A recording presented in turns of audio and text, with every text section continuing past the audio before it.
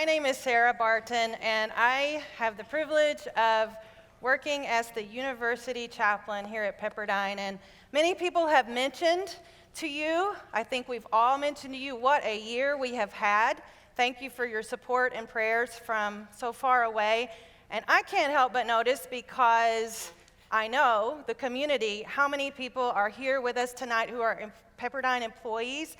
And so if I could ask you to stand, Pepperdine employees, I just want you to know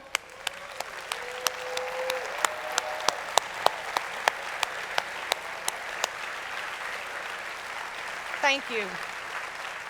I want you to know that a chaplain gets to see behind the scenes. Who does what, who does the dirty work, who flipped burgers when the people who needed to cook the burgers couldn't make it to campus because of fires, who showed up in the middle of the night when terrible, terrible things happen at Borderline Grill.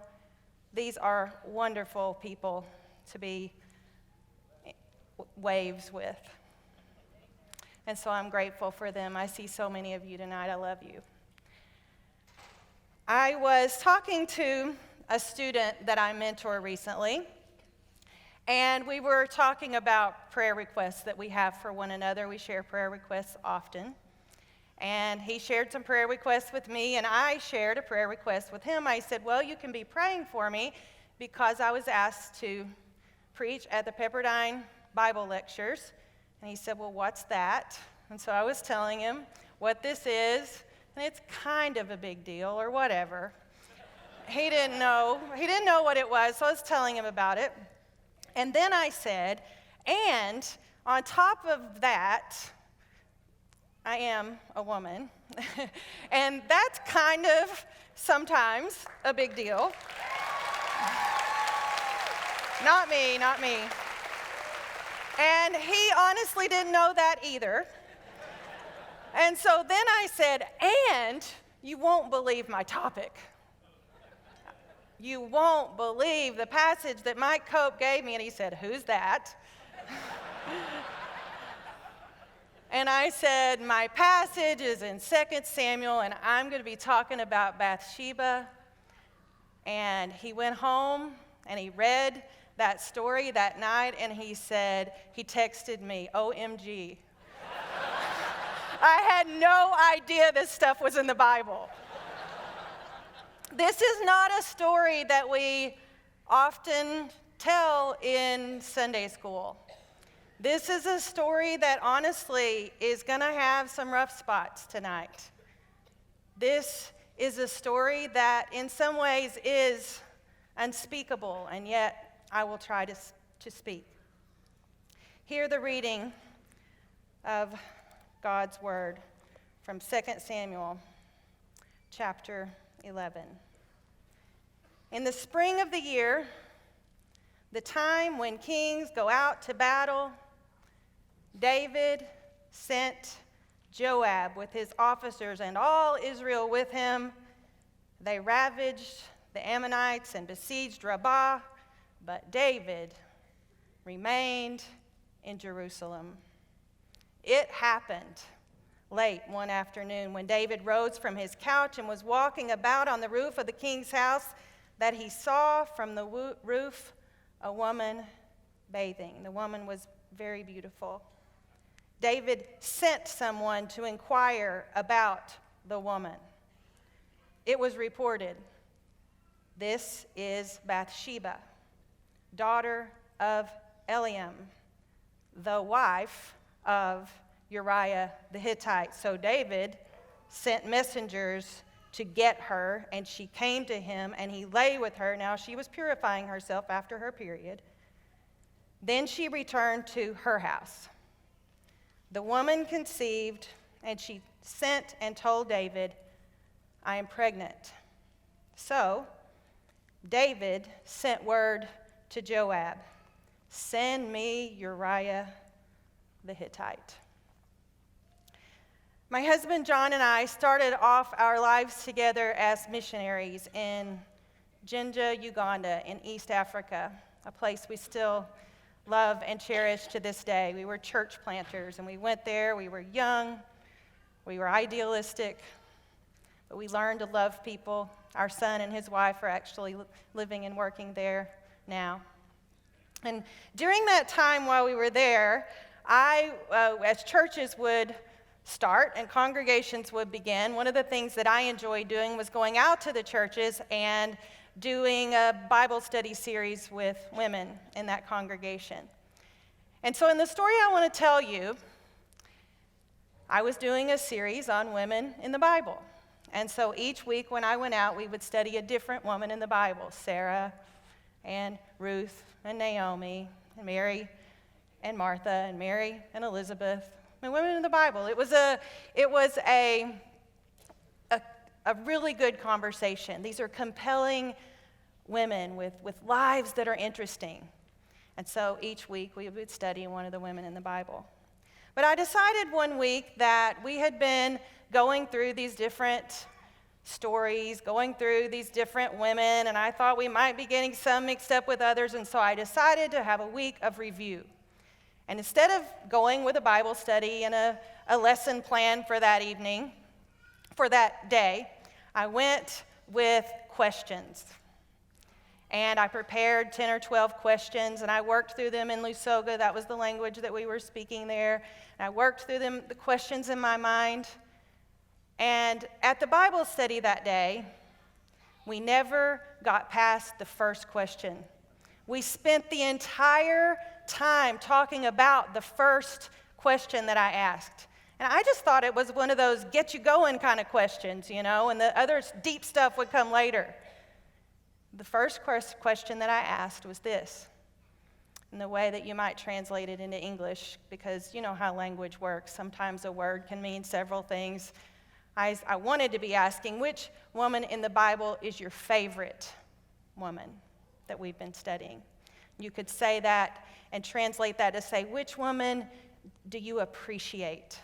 Which woman do you love? Which woman do you admire? And unlike Western culture, where if we ask that question to a class, to a group of people here, we would have someone raise their hand and say, pick me, pick me. My favorite woman in the Bible is Sarah. Or pick me, my favorite woman in the Bible is Ruth. But that's not what they did in Uganda that day. It's a communal culture. And so everyone turned to one another and they started discussing among themselves who they were going to tell me was their favorite woman in the Bible that they all agreed upon. So I was watching and listening, and I could follow along in my Lusoga closely enough so that I heard one woman nominate Sarah, and some of the other women agreed with her. And then I heard another woman nominate Mary, and Mary was very popular. Mary almost got it. And then I saw a woman make a suggestion, and I didn't follow along and hear who she said. But all of a sudden, every head turned and they said, yes, that is the one. That is our favorite woman in the Bible. And the woman who was speaking, Goretti, turned to me and she said, we have chosen our favorite, our best, the woman we admire, the woman we appreciate the most. We have chosen her. And the woman we love the most is Bathsheba. Now, my first inward thought was, she was not in my series on women in the Bible. I did not bring up Bathsheba. My second thought was, can't they see the scarlet letter A on Bathsheba's dress? Don't they know that story? Are you sure that's the one you want to talk about? Because she comes from kind of a sketchy story. But I was a good missionary that day. And I said, Luachi, which is why. Why do you love Bathsheba? And the conversation that followed is one that has changed me. It's why I remember it all these years later. It's why I want to tell you about the story all these years later. I wish my friends could come and be here and we could just sit and talk and you could hear them tell the story. They would tell it much better. But I will do my best to tell you what they taught me that day. They said, we admire, we appreciate Bathsheba because we see that her marriage life and her sex life is like our marriage lives and our sex lives. It went deep really fast that day. We didn't talk about things like that at most of these Bible studies. The way that they interpreted this story, David was the king, and the power differential between a king and a female subject was so great that there was no way she could have said no. There was no way that she could have said, let me call my husband, or there was no way.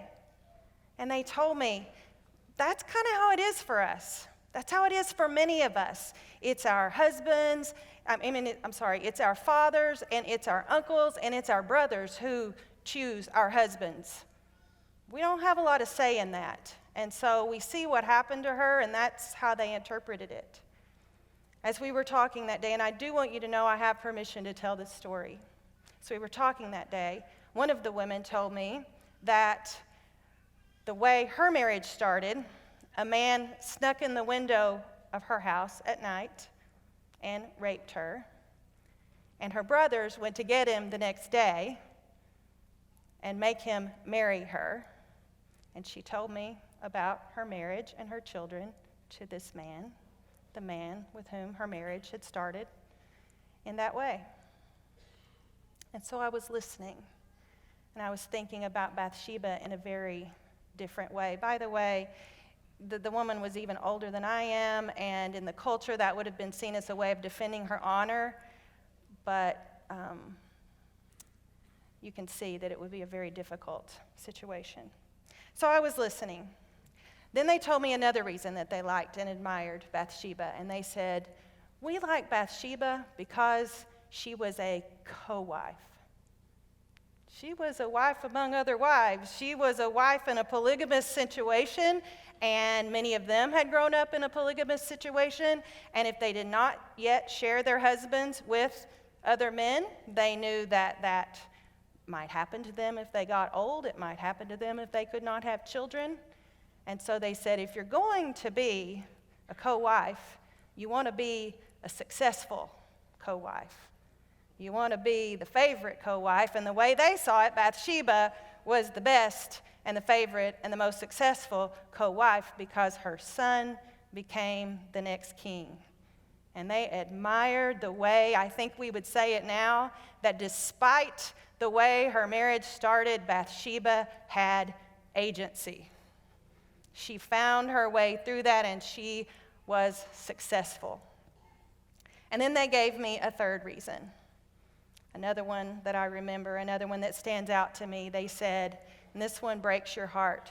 They said, we see, we appreciate, we understand Bathsheba because her baby died. 1 in 5 babies born in Uganda will not live to see a 5th birthday. And so they saw Bathsheba grieving. They saw her crying. They saw her putting her baby in the ground and covering the baby with dirt, and they liked her. They loved her. They felt her. They knew her. And after that conversation, I began to think, I love Bathsheba. I see Bathsheba, and I will never again teach a series on women in the Bible without including Bathsheba. And it is my honor to preach about Bathsheba tonight. Let's admit something. It is not just in other cultures or way back in time that similar situations take place. Don't look at my friends in Wankonge Village and judge them or pity them. Power is abused everywhere in relation to sex. They could certainly turn the tables and critique plenty of abuses of power and sex in our culture. We are not sure what happened in that bedroom between David and Bathsheba. Was it adultery between two consenting adults, or should we call it assault? Should we call it rape? I know this. Some of my sisters, some of our sisters in Wankonge saw it that way. And plenty of other sisters around the world see it that way. And so I'm asking this hard question tonight. I'm wrestling with it tonight. I honestly do not like saying the word rape in a public way like this. I tried to figure out a way to do this without saying it. I don't like saying and talking about it without a chance to care for the people for whom this is very personal. And I deeply regret if this sermon hurts anyone, and I want you to know we are a community who loves one another, and so let's look out for one another tonight. It's very sensitive to many of us because in the United States, 1 in 5 women and 1 in 71 men will be raped at some point in their life. 1 in 3 women and 1 in 6 men experience some form of sexual violence in their lifetime.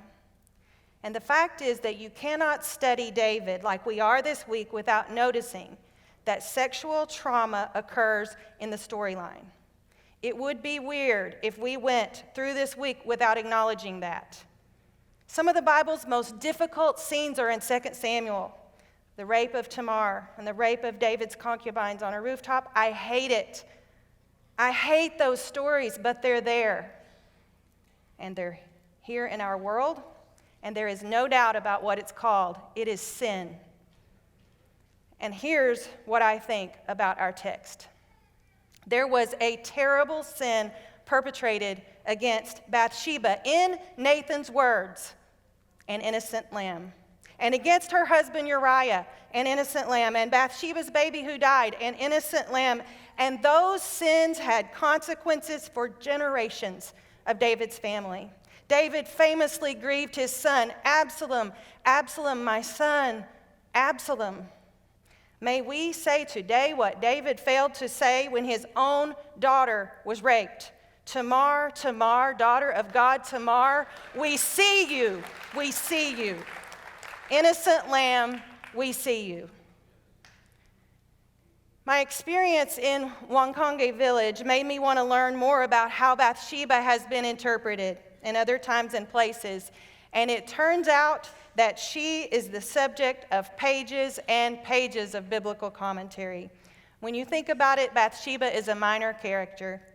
In 2 Samuel, she does not even speak. She sends a message. I am pregnant. And that's all we know. But that has not stopped people from speculating. Because we are not told what Bathsheba thought or felt, there are a number of interpretations of her. Many have said she was power-hungry and opportunistic, and she set out to lure the king by bathing in his line of sight. Art, for example, a common medium for interpretation in biblical history, has overwhelmingly interpreted Bathsheba that way. Bathsheba's objectified body is the subject of numerous paintings and sculptures in which she is depicted as a seductress. Just go to the Getty Museum right here in Los Angeles and take a look at Dutch artist Jan Steen's painting of Bathsheba, in which she is pictured getting her toenails clipped as she prepares her body for David. Or look at French artist Jean Boudichon's painting, which was prepared for King Louis XII, in which Bathsheba is recreated seducing King Louis eye to eye, just like she seduced David eye to eye. There's plenty of biblical commentary that makes these points. Women should dress modestly so they won't cause men to misbehave, and boys will be boys, and women shouldn't be in that location in the first place. Until recent history, that has been the general line of biblical interpretation, but after all these years of blaming Bathsheba, many scholars now emphasize what the wise women of Wankonge Village suggested, that David abused his power to get Bathsheba in his bed. You can make a strong case that Bathsheba had very little say in the matter, especially given the cultural and historical setting, especially considering the well-established patriarchal culture, especially given the record of David's unhealthy marital and sexual behavior throughout the entire story with innumerable wives and concubines all the way up to his very dying day. In Scripture, Bathsheba's sin is not discussed even once, while there is no doubt that what David did was terribly wrong, that what David did was sin. Let's all remember something important. While Bathsheba is presented as a minor character in the story, and while David is a major character, David is not the main character of this story. God is the main character of this story. He's the main character in the Bible and in 1st and 2nd Samuel and in all of history. And this is what we know about God. It happens over and over again in the Bible. God sees minor characters and wants us to see them too. God is not caught up. God is not caught up in earthly kings and political figures. God is caught up in the story of those who mourn. God sees the pure in heart. God sees those who hunger and thirst for righteousness. God sees those whom people revile and persecute and utter all kinds of evil falsely against. So, as we remember and study David this week, I ask, why have we historically let David off the hook for his abuse of power in relation to Bathsheba? Why have we failed to see that David created sexual trauma for countless women? This is not about me taking our culture and imposing it on another culture. I really don't believe that. The writer of Samuel knows how a woman should be treated. In 1 Samuel chapter 1, we get a glimpse of what that could look like in ancient culture. Elkanah loved Hannah and showed her kindness when she was sad, when she was grieving because she could not have children. He gave her a double portion of meat, which I don't suggest as a romantic gesture today, but it was big back in the day.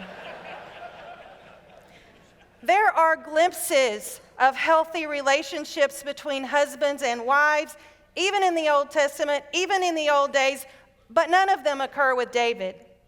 David used women, but in general, we have failed to see that. And we need to ask ourselves what I asked those women in Wankonge. Wachi, why? Why? Because like anything in Scripture, this is not just about David. This is about us too. That's how we believe the Bible works. I will speak for myself. Why is it so hard to ask if what David did was rape? I can feel my mouth holding it back.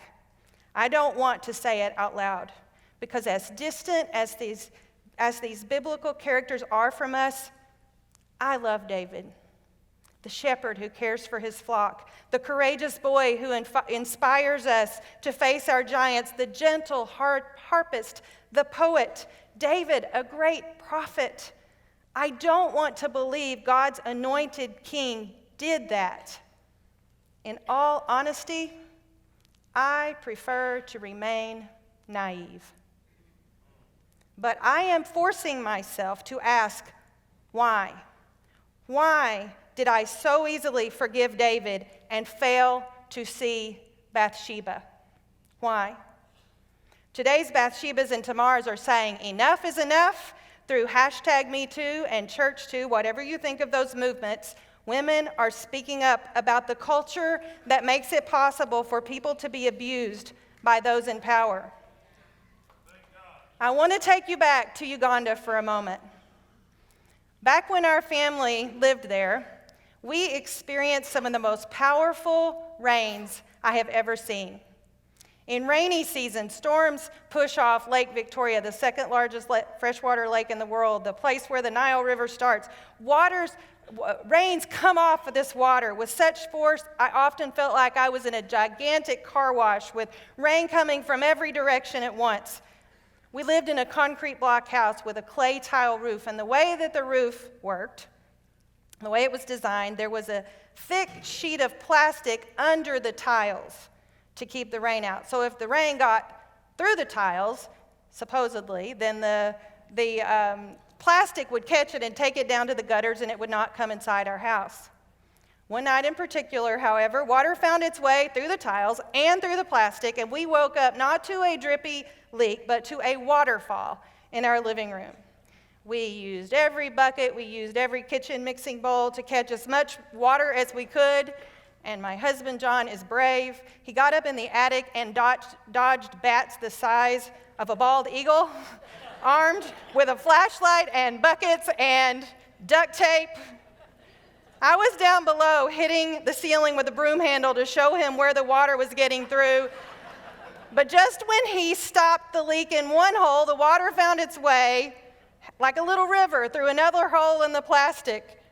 And we had another waterfall. And when that one was fixed, 2 more were created, and 2 more after that. Even after we got professional help with that leaky roof, new rivers of water just kept finding a way through. And it soon became clear.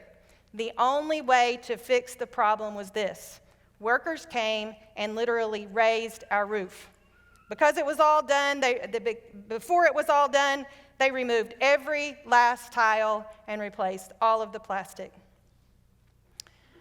I have to admit that lately, when I wake up each day and read the news and hear another Me Too story, I feel like I'm living in some kind of vortex of accusations and denials. It breaks my heart to know just how much sexual trauma occurs. But just when one problem is revealed and one person is fired from their job, 2 more stories pop up, and 2 more after that. Some people have said we can solve this problem with a rule, that unless they are married, a man and a woman should never spend time alone under any circumstance, a hard and fast rule. But the problem with that rule is that it creates new problems in our lives, namely significant professional barriers for women. People have made other suggestions. Nancy Pelosi recently suggested that we should all stop shaking hands and touching each other at all. She said, let's all live like we have colds. Nancy Pelosi has obviously never been to the Pepperdine Bible Lectures.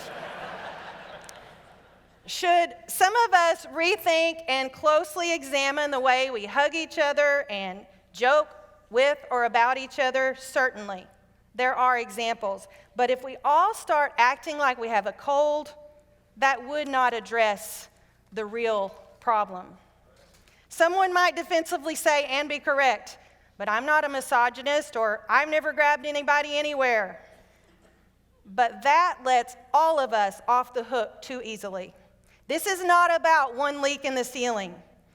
This is about the whole roof. There is a broken system that infects and shapes every part of our lives, and even when we try to address it one situation at a time, it is like we are armed with duct tape to plug a waterfall. The system that made it possible for David to sin for Bathsheba like he did, that did not just pop out of nowhere. A culture existed around David in which orders were given and followed without question. And yes, it was all wrapped up in military power, which is why people put up with kings in the first place, for the sake of their national security. But let's not forget that David's power was also wrapped up intimately with religious power. Even before the temple was built, Jerusalem was sacred. It was a high and holy place, a juncture between heaven and earth.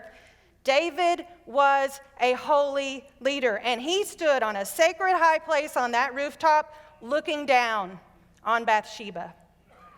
Samuel and the prophets had warned the people of Israel. Kings will take. Take, take, take. That is king culture. King culture is dangerous. Even a king with a heart of worship, even a king after God's own heart, even a good person is dangerous with all that power. Human kings gain power and then they take what does not belong to them. Just look at the verbs in the story. David sees Bathsheba. David sends envoys to get her. Get. That's the same Hebrew word for take. David sees, David takes. All because he can, because kings have power to take what they want on a whim, even a sexual whim. That is king culture. But remember that the people, Men and women asked for king culture. They begged God for it and defended it from numerous angles for centuries. King culture is nurtured not just by the kings themselves, but by the people who want the kings in the first place. It's like the story of the emperor's new clothes, where everybody in the system pretended the king's invisible clothes were beautiful. The king walked around naked, and everyone said, "Oh, how fine are the emperor's new clothes. Don't they fit him to perfection?" What kind of system blinds people like that? Like they don't see the truth right in front of them? King culture does. A culture existed on NBC's Today Show that made it feasible for Matt Lauer to have a button in his desk that locked the door behind women when they entered his office and he assaulted them. Who installed that button? According to a highly publicized recent documentary, a culture was present in the life of King of Pop, Michael Jackson, that made it possible for him to close the door to his bedroom and sexually abuse little boys while their parents slept in the same house and did not see what was happening. But this is not just about the secular culture and the crazy things that happen out there. As soon as we start pointing fingers at the world out there, the prophet's finger comes pointing right back at us. King culture is found in the church. Do you know what Pope Francis has said about it? He says people give too much power to church leaders who stand above their flocks, and he says that is a sin for both clergy and lay people. What culture makes it possible for priests to commit sexual abuse and then get sent to a different parish for a fresh start like no one saw anything? Like the victims and their trauma were invisible? King culture does. But it is not just the Catholic Church that has a problem with king culture. Just in the past year, the Southern Baptist Convention faced their own sex scandals. Beth Moore, whose Bible studies many of us use, a sexual abuse survivor herself, led conversations, and the convention voted in resolutions. The first, which begins, "We deplore, apologize, and ask forgiveness for failures to protect the abused." Southern Baptist Convention. It happened at Willow Creek Community Church in Chicago, a church many of us have looked to study church growth. After multiple sexual allegations were brought against their senior pastor, do you know what the church confessed? They admitted in the Chicago Tribune that they gave their pastor too much autonomy and blind loyalty, that they did not maintain communal accountability. That church gave in to king culture for the sake of church growth. Just take a look at the well-known Church of Christ newspaper, the Christian Chronicle, and you will find 2 stories of sexual abuse printed in the last 2 months. One of our sisters courageously told about her experiences of unwanted sexual advances in the church. She said, "From the time I had to hit a man in the crotch with my purse when I was in junior high, to the man I always had to avoid because he made me uncomfortable touching my hair when I was in high school, to the man who made lewd suggestions to my tearing up his sheets with my spurs when I was a grandmother. The church is not immune to sexual predators, and leadership often seems ill-equipped to deal with them. Churches have to do better," end quote. King culture is not just out there in those denominations. You pick your news organization, political candidate, your president, Republican or Democrat. You pick your movie director, musician, or actor. You pick your pastor or priest or preacher or elder or youth minister. Scandal. One person with power is clearly sinful, but all kinds of people contribute to the system that gives that person the power to be abused. There was a system that allowed for the terrible sin perpetrated against Bathsheba, in Nathan's words, an innocent lamb, and against her husband Uriah, an innocent lamb, and Bathsheba's baby, innocent lamb. And all of this is because David was afforded power by a lot of people who were willing to go to great lengths to help him cover up his sin, even though it was all as obvious as Bathsheba's protruding belly. We need to remember this. The story of 1 and 2 Samuel is not primarily about how David the king ought to get his life straight and desire God. It's about how all God's people ought to get things straight and desire God. All of us ought to be praying, create in us a clean heart, O God. Create in us a right spirit. Because institutional sin is a real thing. We all sin when we contribute to king culture. We all sin if we go along with the cover-up and abuse of power. This sin is as old as time.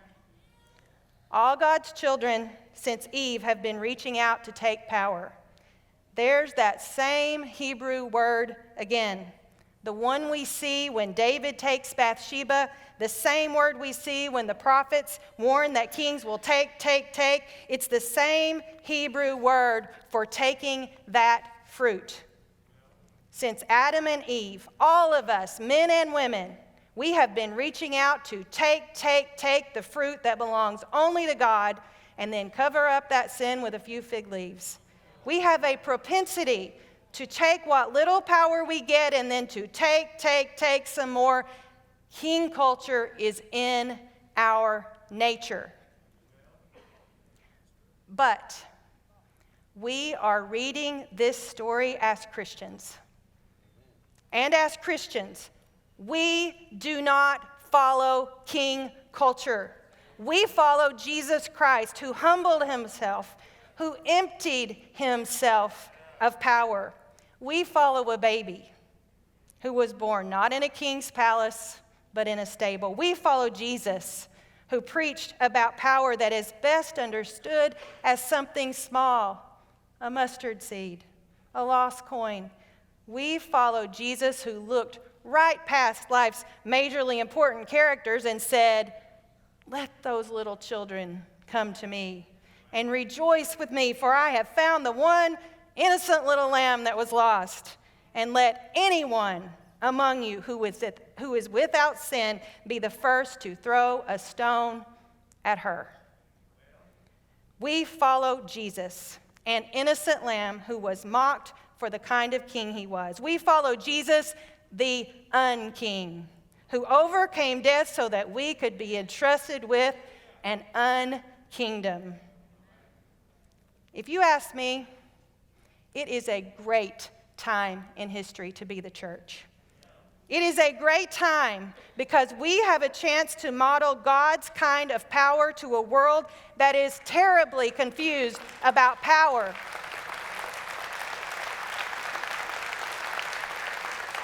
Can you imagine what might happen if Christians were known as the people who say absolutely not and never to any form of king culture, even if it's awkward to talk about, even if change is hard, even if it upsets people back at church?